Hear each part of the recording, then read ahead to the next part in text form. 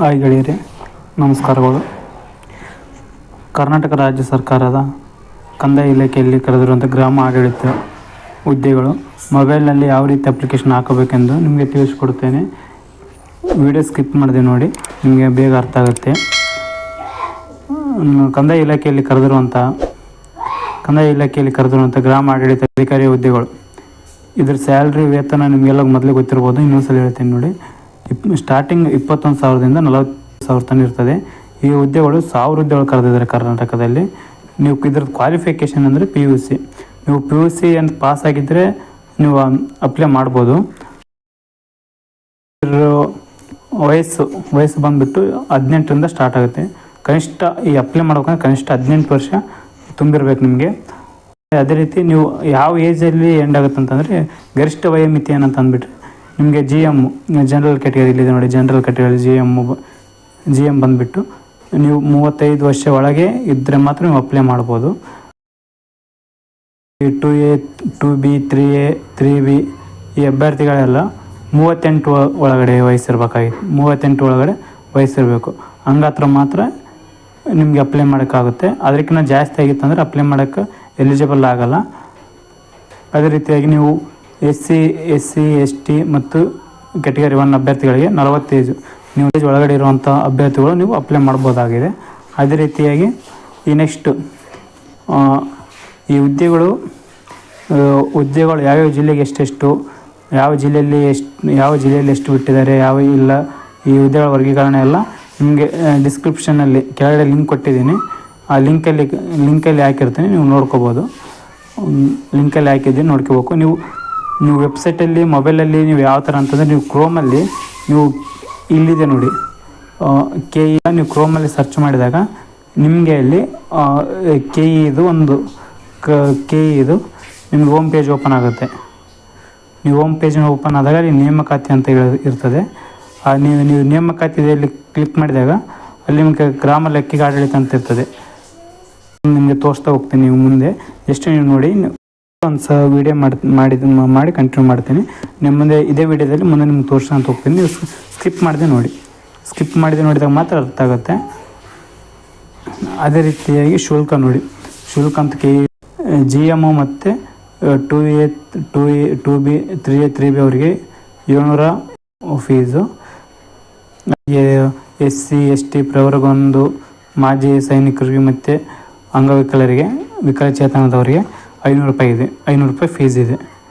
ನೀವು ಈ ಫೀಸ್ನ ನೀವು ಯಾವ ಥರ ಕಟ್ಬೋದು ಅಂತಂದರೆ ನೀವು ಆನ್ಲೈನಲ್ಲೇ ಕಟ್ಟಬೇಕು. ಆಫ್ಲೈನ್ ಇಲ್ಲ, ಆಫ್ಲೈನ್ ಚಾನಲ್ ಇಲ್ಲ, ಆನ್ಲೈನಲ್ಲೇ ಕಟ್ಟಬೇಕು. ನೀವು ನೆಟ್ ಬ್ಯಾಂಕಿಂಗ್ ಆಗಲಿ, ಬ್ಯಾಂಕಿಂಗು ಫೋನ್ಪೇ ಈ ಥರ ನೀವು ಆನ್ಲೈನಲ್ಲೇ ಕಟ್ಟಬೇಕು. ಆಫ್ಲೈನ್ ಆಗಲಿ ಯಾವುದೇ ರೀತಿ ಚಲನ್ ಕೊಟ್ಟಿಲ್ಲ.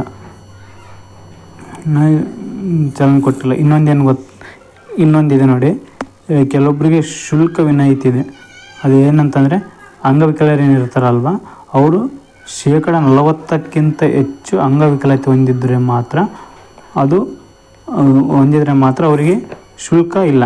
ಫೀಸ್ ಇದೇನಿದೆಯಲ್ಲ 500 ರೂಪಾಯಿ, ಇದು ಇಲ್ಲ, ಫ್ರೀ ಇದೆ. ಇಲ್ಲಿದೆ ನೋಡಿ, ವಿಕಲಚೇತನ ಶುಲ್ಕ ವಿನಾಯಿತಿ ಇದೆ. ಇದು ಇರಲ್ಲ. ಶೇಕಡ 40% ಏನು ಇದೆಯಲ್ಲ, ಅದು ನೀವು ಡಾಕ್ಟರಿಂದ, ಜಿಲ್ಲಾ ವೈದ್ಯಾಧಿಕಾರಿಯಿಂದ ಪ್ರಮಾಣ ಪತ್ರ ಹೊಂದಿರಬೇಕು. ಹಂಗತ್ರ ಮಾತ್ರ ನಿಮಗೆ ಶುಲ್ಕ ವಿನಾಯಿತಿ ಇದೆ. ಬಟ್ ಅದು ಎಲ್ಲರಿಗೂ ಅಪ್ಲಿಕೇಬಲ್ ಆಗೋಲ್ಲ. 40%ಕ್ಕಿಂತ ಕಡಿಮೆ ಅಂಗವಿಕಲತೆ ಇದ್ದಂದರೆ ನೀವು ಏನು 500 ರೂಪಾಯಿ ಫೀಸ್ ಇದೆಯಲ್ಲ ಅದು ಕಟ್ಟಲೇಬೇಕಾಗುತ್ತೆ. ನೆಕ್ಸ್ಟು ಇನ್ನೊಂದು, ನಿಮಗೆ ಅಪ್ಲಿಕೇಶನ್ ಹಾಕೋದು ಗೊತ್ತಾಗಿಲ್ಲ, ನಿಮಗೆ ಅಪ್ಲಿಕೇಶನ್ ಹಾಕೋಕ್ಕೆ ಬರಲಿಲ್ಲ, ಫೋನ್ ನೆಟ್ವರ್ಕ್ ಬಿಸಿ ಇತ್ತು, ಆ ಥರ ಏನಿರ್ತೈತೆ ಅಂದರೆ ಇಲ್ಲಿ ನನ್ನ ಕಾಂಟ್ಯಾಕ್ಟ್ ನಂಬರ್ ಇದೆ ನೋಡಿ. ನೀವು ಕಾಂಟ್ಯಾಕ್ಟ್ ನಂಬರ್ಗೆ ಟ್ರೈ ಮಾಡಿ ನಾನು ಅಪ್ಲಿಕೇಶನ್ ಹಾಕಿ ಕೊಟ್ಬಿಡ್ತೀನಿ. ನೀವೇನಿಲ್ಲ, ಜಸ್ಟ್ ಒಂದು ಫೋನ್ ಮಾಡಿ ಕೇಸಿ ನೀವು ಅಪ್ಲಿಕೇಶನ್ ಹಾಕ್ಬೇಕಂತ ಹೇಳಿದಾಗ ನಿಮ್ಮ ಡಾಕ್ಯುಮೆಂಟ್ಸ್ ಎಲ್ಲ ವಾಟ್ಸಪ್ಪಲ್ಲಿ ಕಳಿಸ್ಬಿಟ್ರೆ ಸಾಕು. ಇನ್ನೇನು ಬೇಕಾಗಿಲ್ಲ. ಜಸ್ಟ್ ವಾಟ್ಸಪ್ಪಲ್ಲಿ ಕಳಿಸ್ಬಿಡಿ, ನಾನು ಅಪ್ಲಿಕೇಶನ್ ಹಾಕಿ ಕೊಟ್ಬಿಡ್ತೀನಿ. ಅಪ್ಲಿಕೇಶನ್ ಚಾರ್ಜ್ ಬಂದುಬಿಟ್ಟು ಜಸ್ಟ್ 70 ರೂಪಾಯಿ ಇದೆ. ನೀವು ಹೊರಗಡೆ ಹೋದರೆ 100 ರೂಪಾಯಿ 110 ರೂಪಾಯಿ ಆ ಥರ ಎಲ್ಲ ತೊಗೊತಾರೆ. ಬಟ್ ನಾನು ಜಸ್ಟ್ 70 ರೂಪೀಸ್ ತೊಗೊತೀನಿ. ಜಸ್ಟ್ ಈ ನಂಬರಿಗೆ ಕಾಂಟ್ಯಾಕ್ಟ್ ಮಾಡಿಬಿಟ್ರೆ ಆಯಿತು. ಈಗ ಇದ್ರದ್ದು ಜಾಬ್ ಅಂದಂಗೆ ಕೆಲವೊಂದು ನನ್ನ ಗ್ರೂಪ್ಗಳಿದೆ, ವಾಟ್ಸಪ್ ಗ್ರೂಪ್ ಆಗಿರ್ಬೋದು, ಟೆಲಿಗ್ರಾಮ್ ಗ್ರೂಪ್ ಆಗಿರ್ಬೋದು, ಇನ್ಸ್ಟಾಗ್ರಾಮ್ ಆಪ್ ಆಗಿರ್ಬೋದು. ನೀವು ಗ್ರೂಪ್ ಲಿಂಕ್ಗಳು ಬೇಕು ಅಂತಂದರೆ, ನಂಗೆ ಗ್ರೂಪ್ ಲಿಂಕ್ ಬೇಕು ಅಂತಂದರೆ ಇಲ್ಲಿದೆ ನೋಡಿ, 9901225697 ಈ ನಂಬರ್ಗೆ ಆಯ್ ಎಲ್ಲ ಜಾಯಿನ್ ಅಂತೇಳಿ ಸೆಂಡ್ ಮಾಡಿಬಿಟ್ರೆ ನಿಮಗೆ ಗ್ರೂಪ್ ಲಿಂಕ್ ಬರುತ್ತೆ. ನೀವು ಗ್ರೂಪಲ್ಲಿ ಜಾಯಿನ್ ಆಗ್ಬೋದು. ಈಗ ನಾವು ಅಪ್ಲಿಕೇಶನ್ ಮೊಬೈಲಲ್ಲಿ ಯಾವ ಥರ ಹಾಕೋದಂತ ನೋಡೋಣ. ಮೊದಲಿಗೆ ನೀವು ಕ್ರೋಮ್ನಲ್ಲಿ KPSC ಅಂತೇಳಿ ಸರ್ಚ್ ಮಾಡಬೇಕು. ನೀವು KPSC ಸರ್ಚ್ ಮಾಡಿದಾಗ ಈ ಥರ ನಿಮಗೆ ವೆಬ್ಸೈಟ್ ಓಪನ್ ಆಗುತ್ತೆ. ಇಲ್ಲಿ ಕೊಟ್ಟಿದ್ದ ನೋಡಿ, ಗ್ರಾಮ ಆಡಳಿತ ಅಧಿಕಾರಿ ನೇಮಕಾತಿ ಅಂತೇಳಿ ಕ್ಲಿಕ್ ಮಾಡಿದಾಗ ನಿಮ್ಗೆ ಈ ಥರ ಪೇಜ್ ಓಪನ್ ಆಗುತ್ತೆ. KEಯಿಂದ ನಿಮ್ಗೆ ಮೇಲುಗಡೆ ಒಂದು ಲಿಂಕ್ ಕೊಟ್ಟಿದ್ದಾನೆ ನೋಡಿ, VA ನೇಮಕಾತಿ ಆನ್ಲೈನ್ ಅರ್ಜಿ ಸಲ್ಲಿಸುವ ಲಿಂಕ್ ಅಂತೇಳಿ. ನೀವು ಅದ್ರ ಮೇಲೆ ಕ್ಲಿಕ್ ಮಾಡಬೇಕಾಗುತ್ತೆ. ನೀವು ಅದ್ರ ಮೇಲೆ ಕ್ಲಿಕ್ ಮಾಡಿದಾಗ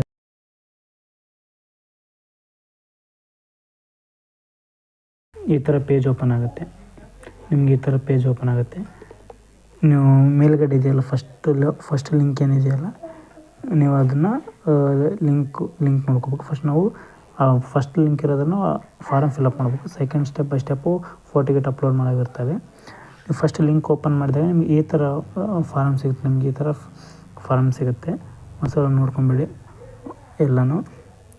ನಿಮಗೆ ಈಗ ಇದನ್ನು ಫಸ್ಟ್ ಸ್ಟೆಪ್ಪಿಂದ ನಿಮ್ಗೆ ಏನೇನು ಅಪ್ಲೋಡ್ ಮಾಡ್ಬೇಕಂತ ಹೇಳ್ತೀನಿ. ಫಸ್ಟ್ ನೀವು ಹುದ್ದೆ ಹೆಸರು ಸೆಲೆಕ್ಷನ್ ಮಾಡಬೇಕು. ಆಮೇಲೆ ನೀವು ಯಾವ ಡಿಸ್ಟಿಕ್ಗೆ ಸೆಲೆಕ್ಷನ್ ಮಾಡ್ತೀರೋ ಆ ಡಿಸ್ಟಿಕ್ ನೇಮ್ನ ಸೆಲೆಕ್ಷನ್ ಮಾಡಬೇಕು. ನೇಮ್ ಆದಮೇಲೆ ನಿಮ್ಗೆ ನೆಕ್ಸ್ಟ್ ಕೇಳಿದೆ ನೋಡಿ, ನೇಮ್ ಅಂತ ಕೇಳಿದ್ದಾನೆ. ನೀವು ನಿಮ್ಮದು SSLC ಮಾರ್ಕ್ಸ್ ಕಾರ್ಡಲ್ಲಿ ಏನಿರ್ತಲ್ಲ ಆ ನೇಮ್ನ ಹಾಕಬೇಕು. ಅದೇ ರೀತಿ ಕೆಳಗಡೆ ನೋಡಿ, ಮದರ್ ನೇಮ್ ಕೊಟ್ಟಿದ್ದಾರೆ, ಫಾದರ್ ನೇಮ್ ಕೊಟ್ಟಿದ್ದಾರೆ, ಆಮೇಲೆ ಜೆಂಡರ್ ಕೊಟ್ಟಿದ್ದಾರೆ. ಕ್ಯಾಟಗರಿ ನೋಡಿ, ನಾವು ಕ್ಯಾಟಗರಿ ಯಾವುದಂತೇಳಿ ಸೆಲೆಕ್ಷನ್ ಮಾಡಿಕೊಂಡ್ರೆ ನಿಮ್ಮದು RD ನಂಬರ್ ಕೇಳುತ್ತೆ ಕೆಳಗಡೆ. ನಿಮ್ಮ ಕ್ಯಾಸ್ಟ್ ಸರ್ಟಿಫಿಕೇಟಲ್ಲಿ ಏನು RD ನಂಬರ್ ಇದೆಯಲ್ಲ ಸೇಮ್ ಅದೇ ಹಾಕಿ. ಅಕಸ್ಮಾತ್ ರಾಂಗ್ ಇತ್ತಂದರೆ ಇನ್ವ್ಯಾಲಿಡ್ ಅಂತೇಳಿ ಬರುತ್ತೆ. ಅದಾದಮೇಲೆ ಡೇಟ್ ಆಫ್ ಬರ್ತು. ನೀವು ಮೊದಲು ಡೇಟ್ ಸೆಲೆಕ್ಷನ್ ಮಾಡಬೇಕು, ಆಮೇಲೆ ಮಂತು, ಆಮೇಲೆ ನೀವು ಹುಟ್ಟಿದಂಥ ಇಯರು ಸೆಲೆಕ್ಷನ್ ಮಾಡ್ಕೊಂಡಾಗ ಆಮೇಲೆ ನಿಮ್ಮದು ಏಜ್ ತೋರಿಸುತ್ತೆ, ಎಷ್ಟಿದೆ ನಿಮ್ಗೆ ಏಜ್ ಅಂತೇಳಿ. ಆಮೇಲೆ ನಿಮ್ಮದು ಅಡ್ರೆಸ್, ನಿಮ್ಮದು ಆಧಾರ್ ಕಾರ್ಡಲ್ಲಿ ಏನು ಅಡ್ರೆಸ್ ಇದೆಯಲ್ಲ ಅದೇ ಅಡ್ರೆಸ್ ಎಂಟ್ರಿ ಮಾಡಬೇಕು. ತಾಲೂಕು ನೇಮು, ಜಿಲ್ಲಾ ನೇಮು ಅದೆಲ್ಲ ಕರೆಕ್ಟಾಗಿ ಅಡ್ರೆಸ್ ಮಾಡಬೇಕು. ಆಮೇಲೆ ಪರ್ಮನೆಂಟ್ ವಿತ್ ಈಗ ಇರೋಂಥ ಅಡ್ರೆಸ್ ಸೇಮ್ ಇತ್ತಂತಂದರೆ 2 S ಅಂತ ಕೊಡಬೇಕು. ಇಲ್ಲಂತಂದರೆ ಏನೋ ಚೇಂಜಸ್ ಅಂದರೆ ತಿರ್ಗಾ ಚೇಂಜಸ್ ಮಾಡ್ಕೊಳ್ಳಿ. ತಿರ್ಗಾ ಕೇಳಿದ್ರೆ ನೋಡಿ, ನೀವು ಆಯ್ತಾ ಮ್ಯಾರಿಡ್ ಮ್ಯಾರಿಡ್ ಆಗಿದ್ದರೆ ಮ್ಯಾರಿಡ್ ಅಂತ ಕೊಡಿ. ಮ್ಯಾರಿಡ್ ಆಗಿದ್ರೆ ಅಂದರೆ ಕೆಳಗಡೆ ಹೆಸರು ಕೇಳುತ್ತೆ. ಅನ್ಮ್ಯಾರಿಡ್ ಅಂತಂದರೆ ಹೆಸರು ಕೇಳಲ್ಲ. ಆಮೇಲೆ ಗ್ರಾಮೀಣ ಇದ್ದರೆ S ಅಂತ ಕೊಡಿ, ಇಲ್ಲಾಂದ್ರೆ ನೋ ಅಂತ ಕೊಡಿ. ಕನ್ನಡ ಮಾಧ್ಯಮನೂ ಅಷ್ಟೇ. ಆಮೇಲೆ PDP ಅಂತೇಳಿ ಯೋಜನೆ ನಿರಾಶ್ರಿತ ಅಭ್ಯರ್ಥಿ ಅಂತೇಳಿ ಅದೇ ಥರ ಇದೆ. ಯೋಜನೆ ನಿರಾಶ್ರಿತ ಅಭ್ಯರ್ಥಿ ಅಂತೇಳಿ ಕೆಲವೊಂದು RD ನಂಬರ್ ಬಂದಿದ್ದಾವೆ. ಬಟ್ ಕೆಲವೊಬ್ರಿಗೆ RD ನಂಬರ್ ಇಲ್ಲ. ಬಟ್ ಅವ್ರು ಕೊಟ್ಟಿರೋಂಥ ಡೇಟ್ ಹಾಕಿದರೆ ಸಾಕು. ನಿಮಗೆ ಯಾವಾಗ ಇಶ್ಯೂ ಆಗಿರ್ತದಲ್ಲ RD ಸರ್ಟಿಫಿಕೇಟ್ ಆ ನಂಬರ್ ಹಾಕಿದರೆ ಸಾಕು. ಆಮೇಲೆ HK ರಿಸರ್ವೇಷನ್ ಕಲ್ಯಾಣ ಕರ್ನಾಟಕ ಅದರದ್ದು ಈಗೇನು ಕಲ್ಯಾಣ ಕರ್ನಾಟಕ ಸರ್ಟಿಫಿಕೇಟ್ ಏನಿದೆಯಲ್ಲ ಅದು ಉತ್ತರ ಕರ್ನಾಟಕದವ್ರಿಗೆ ಅದು ಇದ್ದರೆ S ಅಂತ ಹಾಕಿ, ಇಲ್ಲಂತಂದ್ರೆ ನೋ ಅಂತ ಹಾಕಿ. S ಅಂತ ಹಾಕಿದ ಮೇಲೆ RD ನಂಬರ್ ಕೇಳುತ್ತೆ. ಇನ್ನೊಂದು ಪ್ರಿಫರೆನ್ಸ್ ಕೇಳುತ್ತೆ, ಆದ್ಯತೆ.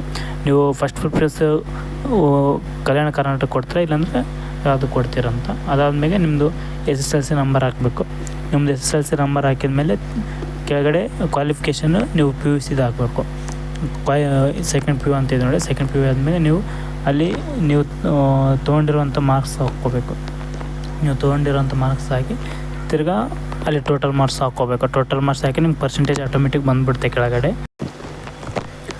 ಅದಾದಮೇಲೆ ನೀವು ಯಾವುದಾದ್ರು ಸರ್ಕಾರಿ ನೌಕರಿ ಇದ್ದರೆ S ಅಂತ ಹಾಕಿ, ಇಲ್ಲಾಂದ್ರೆ ಇಲ್ಲ ಅಂತ ಹಾಕಿ.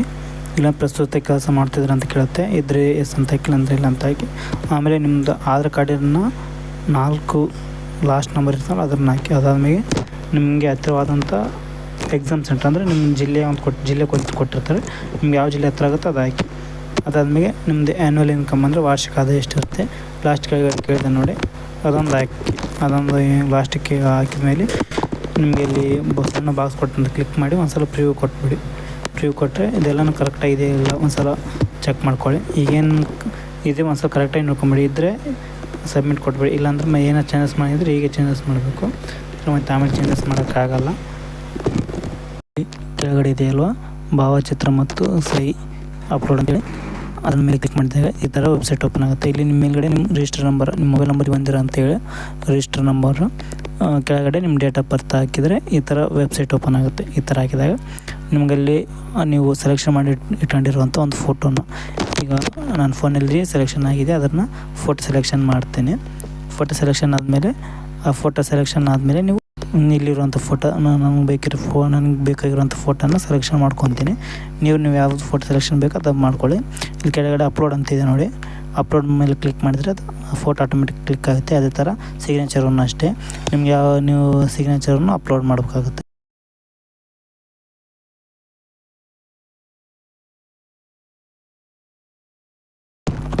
ಇಲ್ಲಿದೆ ನೋಡಿ ಸಿಗ್ನೇಚರ್ ಹಾಕಿ ಅಪ್ಲೋಡ್ ಅಂತ ಕೊಡ್ತೀನಿ, ಅಪ್ಲೋಡ್ ಆಗುತ್ತೆ. ನೀವು ಆವಾಗ ಅಪ್ಲೋಡ್ ಆದಮೇಲೆ ನೀವು ಸೇವ್ ಅಂತ ಕೊಟ್ಬಿಟ್ರೆ ಸೇವ್ ಆಗಿಬಿಡ್ತದೆ.